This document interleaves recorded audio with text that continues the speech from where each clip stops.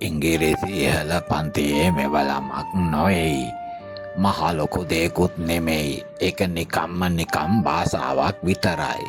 දැන් එංගලන්තෙත් ඉංගිරිසි වෙනස් වෙලා. රෙජිනගේ ඉංග්‍රීසිත් වෙනස් වෙලා. ඔය කෑ ගහන හැම කෙනාම වරද්දනවා. ඒ නිසා කිසිම කෙනෙක් ඉංග්‍රීසි කතා කරන්න බය වෙන්න නම් එපා. රෙජිනගේ ඉංග්‍රීසි කියලා දෙයක් තියෙනවද?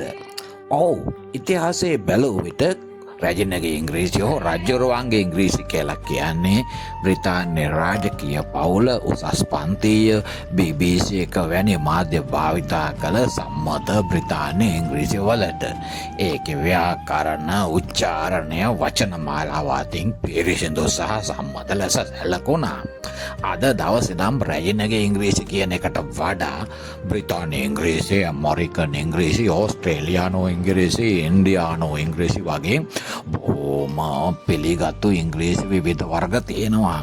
ඒක නිසා එකක් හොඳයි අනෙක නරකයි කියලා අද භාෂාව විද්‍යාත්මකව නම් කියන්නේ නෑ.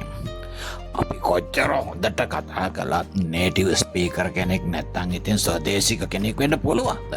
ඇත්තටම බැහැනේ. භාෂා විද්‍යාත්මක අර්ථයෙන් බැලුවොත් ස්වදේශිකයෝ කියන්නේ කුඩා කාලේ ඉඳලා ළමා කාලේ ඉඳලා ස්වභාවිකම ඒ භාෂාවට නිරන්තරයෙන් විවෘත වෙලා අම්මගේ කිරිත් එක්කම ලැබුණු භාෂාවක් වගේ ඉගෙන ගත්ත දෙයක් නේ කෙනෙක් නේ.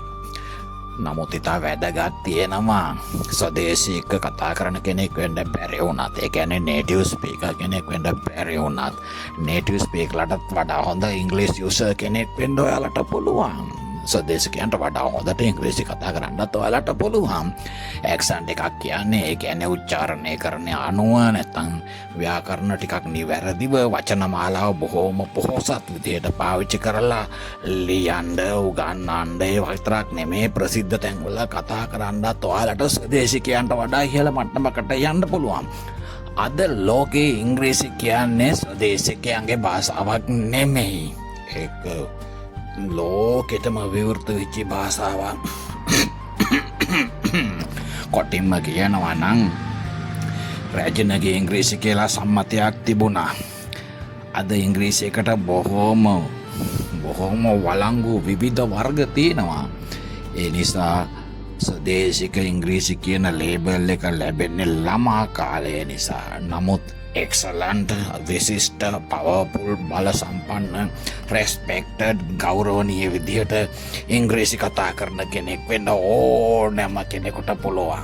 ඕනෑ නම් ඉතින් කතා කරන්නකෝ.